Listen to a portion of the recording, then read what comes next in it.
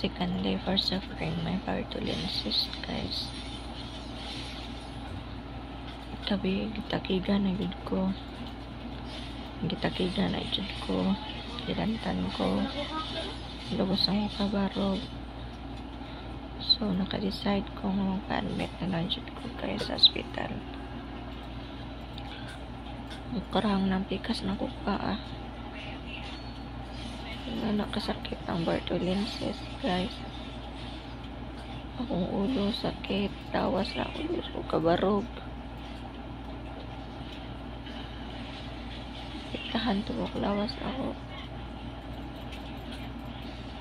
Ito ni dagan lagi ko nila hospital kanina, guys, pero sad to say walay UB 21 pang UB.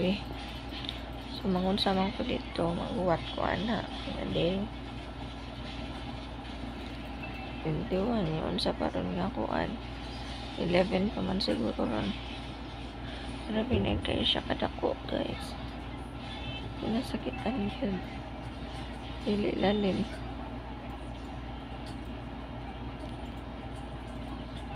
Anto dyan nagdaga. Anto dyan maybe.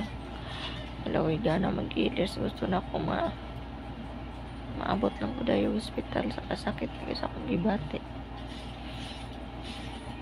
Pero pag abot na mo dito, mauto nga. Wala lagi.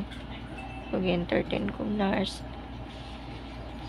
nag-advisean ko guys nga take sa ko paracetamol para maibsan ang kasakit niya every 4 hours. Manugnaw naman gid ko, manugnaw taki kung kurog-kurog na ang lawas. Ano siya kasakit, wala lagi tayo ulaw bation, sige na lang ko dungoy-ngoy.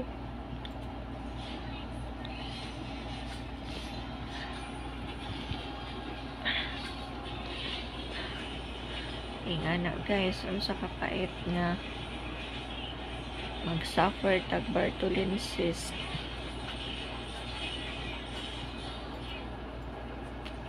Sakod Sunday mong kudron, walay mga clinic timing kayo nga Sunday.